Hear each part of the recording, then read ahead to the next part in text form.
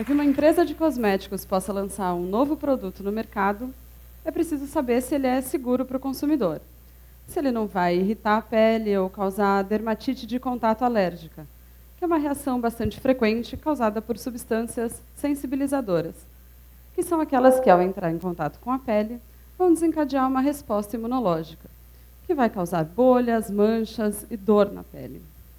Nenhuma empresa de cosméticos quer que os seus produtos causem esses sintomas, certo? Então, é preciso investigar previamente se esses produtos são seguros. Mas como saber se um ingrediente cosmético pode ou não causar dermatite de contato alérgica?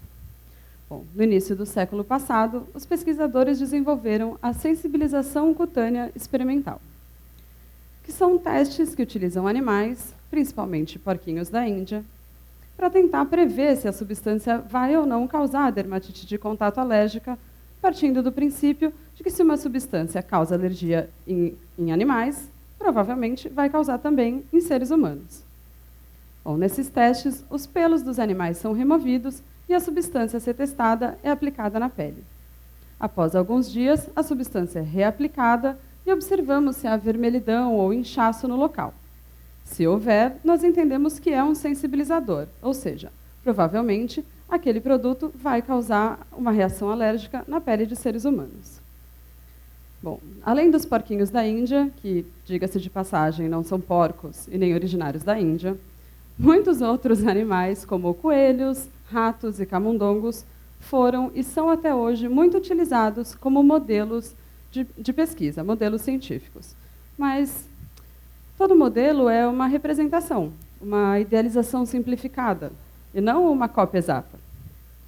Bom, o uso de animais como modelo científico vem sendo cada vez mais criticado, não só pelos defensores dos animais, mas também por muitos cientistas, como o meu mentor científico, o professor Thales Stress, que defende que a experimentação animal deve ser entendida como um obstáculo ao avanço científico. É de se imaginar que o sistema imune de um camundongo ou de um coelho não é exatamente igual ao do ser humano, apesar de terem muitas semelhanças. Mas são justamente as diferenças que podem levar a resultados equivocados nos testes. E os mais perigosos são os chamados falso-negativos, quando uma substância não causa uma reação alérgica em um animal, porém o ser humano, ao aplicar um cosmético com aquela mesma substância na pele, vai desenvolver uma reação alérgica, que pode inclusive ser bastante grave. Bom, os testes com porquinhos da Índia foram reconhecidos na década de 80 e vêm sendo utilizados em estratégias de avaliação de segurança de cosméticos por várias empresas. Mas muitos países, como a Índia, Israel e todos os membros da União Europeia, já proibiram não só o uso de animais em testes, mas também a comercialização dos produtos testados em animais, o que pode ser uma barreira comercial para os produtos brasileiros, visto que o Brasil, infelizmente, ainda permite a realização desses testes. Mas será que é possível eliminar o uso de animais? A oposição ao uso de animais na pesquisa médica já tinha os seus representantes lá em 1800 e pouquinhos. Mas a questão do uso de animais para testes cosméticos ganhou força e notoriedade na Inglaterra na década de 80, quando os ativistas tornaram pública a crueldade envolvida nos testes da indústria cosmética. Eu, de novo, esqueci o que eu ia falar, desculpa. Bom, a partir daí nós temos uma pressão social para o fim do uso de animais nos testes e pesquisadores do mundo todo passaram a se dedicar ao desenvolvimento de métodos alternativos. Bom, os métodos alternativos muitas vezes são entendidos como os métodos que não utilizam animais. Porém, o termo se refere a um conceito cunhado pelos pesquisadores Russell e Burt no final da década de 50, que é o conceito, o princípio dos 3 R's. Um R de redução, isso é, diminuir o número de animais nos testes. O outro R de refinamento das técnicas, com o objetivo de causar menos dor, estresse e sofrimento nesses animais. E o terceiro R do inglês replacement, que seria a substituição do uso de modelos vivos por outros métodos. Bom, o primeiro método alternativo ao uso de animais a ser validado, acho que meu slide não passou. A ser validado foi o ensaio do linfonodo local. Ele é conhecido por LLNA. Esse método utiliza camundongos e é um método alternativo porque aplica 2 dos 3 R's, a redução do número de animais e o refinamento da técnica, porque ele causa menos sofrimento em comparação com o método anterior. Bom, mas vocês lembram que eu falei que o modelo não é uma representação perfeita? Quem aqui já teve alergia à bijuteria? É bastante frequente, né? Essa alergia geralmente é causada pelo níquel. Então, o níquel é um alergênico para o ser humano, mas ele costuma ser um falso negativo nesses testes com animais. Hoje em dia, nós sabemos por que isso acontece. Nós conhecemos algumas diferenças entre o sistema imune dos camundongos e do ser humano. Mas e as diferenças que nós ainda não conhecemos? Quantas substâncias sensibilizadoras deixarão de ser identificadas nos testes com animais e serão colocadas no mercado, causando alergia no ser humano? Será que não existe uma outra maneira de fazer esses testes? Algo mais confiável, um modelo mais parecido com o ser humano do que um camundongo? Mas como saber se uma substância pode ou não causar alergia sem usar organismos vivos, já que o processo alérgico é algo tão complexo? Bom, primeiro eu preciso compreender o que acontece na pele ao entrar em contato com a substância química que nós estamos testando. Desde a penetração desse ingrediente cosmético através das camadas da pele, a combinação dessa substância com as diferentes proteínas do tecido, a ativação dos diferentes tipos celulares, como os queratinócitos e as células dendríticas, até a ativação do sistema imune. Isso se for uma substância sensibilizadora. Gerando, então, as células de memória, que vão agir num próximo contato com aquela mesma substância, gerando os sintomas que eu comentei. Bom, entendendo essas etapas, é possível nos apropriar dos avanços tecnológicos para simular em laboratório o que acontece na pele ao entrar em contato com essas substâncias, unindo conhecimento e tecnologia para desenvolver métodos sem animais para os testes cosméticos.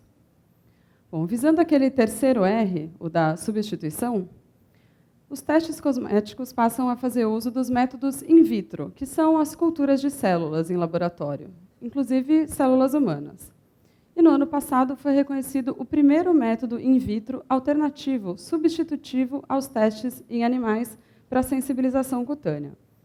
E outros métodos vêm sendo desenvolvidos e devem ser aliados a outros métodos in vitro e também métodos químicos e computacionais para compor baterias integradas de testes, capazes de fornecer, inclusive, resultados mais confiáveis do que os testes realizados com animais. Bom, é de se pensar, então, que se nós estamos realizando essas baterias de métodos substitutivos, usando culturas de células humanas, nós estamos testando os cosméticos sem causar sofrimento animal, certo? Bom, era o que eu pensava até entrar no doutorado e começar a pesquisar mais a fundo. Eu percebi que muitos métodos in vitro, alternativos aos testes em animais, utilizam diferentes produtos de origem animal, de diferentes espécies. Bom, entre eles, um que me causava indignação desde o meu primeiro dia no laboratório, durante o estágio para o mestrado em biotecnologia na Universidade de São Paulo. Esse produto, usado rotineiramente em laboratórios de cultivo celular, é o soro bovino fetal. É isso mesmo que vocês estão imaginando. Soro, aquela parte líquida do sangue, bovino fetal. Sim, de fetos de bois. Vacas bebês. Bom, vocês nunca viram um feto de vaca doando sangue, certo? Então, como é que será que o soro sai do feto e chega no laboratório? O soro bovino fetal é obtido do sangue de fetos retirados do útero de suas mães durante o abate para o consumo humano. A coleta de sangue é feita por punção cardíaca, utilizando uma agulha inserida entre as costelas do feto, direto no coração, que deve continuar batendo. Esse procedimento é feito sem anestesia e o animal sangra até morrer. Esse procedimento leva à morte cerca de 1 a 2 milhões de animais todos os anos para suprir a demanda de soro dos laboratórios de cultivo celular do mundo todo. O soro é usado como um suplemento do meio de cultura para fornecer diversos componentes, como os fatores de crescimento, que são essenciais para as células crescerem, se proliferarem nos frascos de cultivo em laboratório. E vale salientar que, além dos problemas éticos envolvidos com o uso do soro, existem também alguns problemas técnicos científicos. Bom, a mudança dos testes em animais vivos para os métodos mais modernos não foi algo espontâneo nem aconteceu da noite para o dia. No caso dos testes de sensibilização cutânea, nós começamos com os porquinhos da Índia, sem entender exatamente o processo, apenas observando a geração ou não dos sintomas. Passamos para os testes com camundongos, um método alternativo, usando aqueles 2 R's, com menos animais e técnicas mais refinadas, e chegamos nas baterias de testes atuais, mas que ainda usam alguns componentes de origem animal. Bom, será que nós investimos tanto e pesquisamos tanto, temos tanto conhecimento adquirido e alta tecnologia envolvida, mas que ainda assim causa tanto sofrimento aos animais? Apesar de termos melhorado muito a qualidade desses testes? Será que nós estamos sem saída? Não tem como ter cosméticos totalmente livres de crueldade? Bom, foi essa indignação que me levou a propor um projeto de pesquisa para concorrer ao principal prêmio internacional na área de métodos alternativos. Eu estava na metade do doutorado quando a minha amiga Jaqueline Torres insistiu para que eu mandasse um projeto para o Lush Prize 2015 na categoria Jovem Pesquisador. Eu resolvi que eu ia tentar mudar algo que já me incomodava há muito tempo e que me parecia ainda mais absurdo na área de métodos alternativos. Eu não conseguia entender como era possível ter métodos alternativos ao uso de animais utilizando componentes de origem animal cuja obtenção é tão cruel.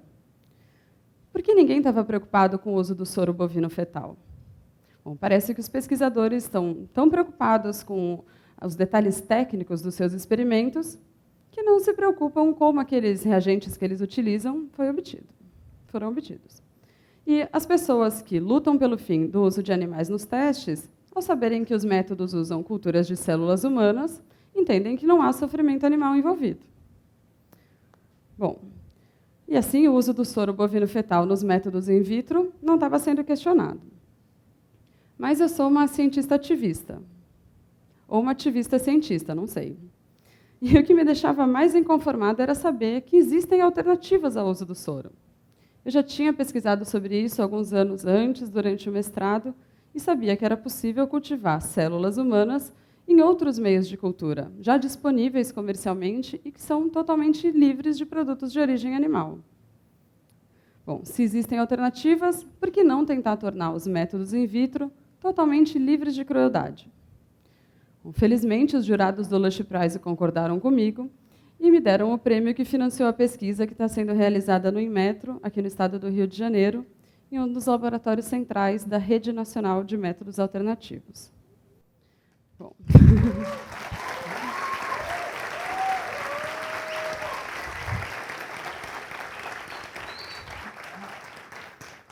Bom, o objetivo da pesquisa é eliminar o uso do soro bovino fetal em um método in vitro validado para os testes de sensibilização cutânea. Para isso, nós estamos testando diferentes meios quimicamente definidos em um processo que consiste em reduzir gradativamente a quantidade de soro e selecionar as células capazes de sobreviver e se proliferar nesse novo meio, sem nenhum componente de origem animal. Bom, o próximo passo é saber se essas células adaptadas continuam tendo a capacidade de identificar os sensibilizadores, assim como acontece com as células cultivadas no meio com soro do método original. Bom, mas e depois? O objetivo é eliminar os outros componentes de origem animal desse método e fazer o mesmo com outros métodos in vitro, para que possamos ter cosméticos seguros e livres de sofrimento animal, né? Totalmente livres de crueldade. Bom, nós estamos em um momento da ciência em que é preciso rever as perguntas que nós estamos fazendo. Não faz mais sentido perguntar se vale a pena utilizar um animal num teste cosmético. Ou não importa a contribuição que supostamente eles podem nos trazer, né? Afinal, qual seria o melhor modelo para testar um cosmético? Animais? Células humanas? Não. A maneira mais segura de saber o que vai acontecer em humanos é testando em humanos. E há menos de 100 anos nós tínhamos cientistas que realizavam experimentos cruéis em seres humanos em nome da ciência. Bom, hoje é óbvio para nós que um ser humano só deve participar de uma pesquisa científica se ela não causar nenhum prejuízo e se ele concordar em participar. Mas e os animais? Será que eles se ofereceriam como voluntários? Por que nós nos damos o direito de usar os animais em pesquisas? A comunidade científica já reconheceu a senciência dos animais, pelo menos dos vertebrados. A senciência é a capacidade de ter experiências, de reagir a um estímulo de forma consciente, de sentir felicidade ou dor. Alguém aqui duvida que um cão é capaz de sentir dor de forma consciente? E uma vaca ou um rato? Bom, nós tendemos a achar que o outro só sente se ele reagir como nós. Mas nós humanos, espécie tão evoluída, não somos capazes de ouvir os gritos de dor emitidos por alguns roedores. Mas isso não quer dizer que eles não sofram. Nós não concordamos com experimentos que possam prejudicar os seres humanos, independente das justificativas. Por que será, então, que ainda prejudicamos os animais em nome da ciência? Bom, felizmente, existem cientistas que são favoráveis à experimentação animal, e eles alegam que eles se preocupam com o bem-estar desses animais.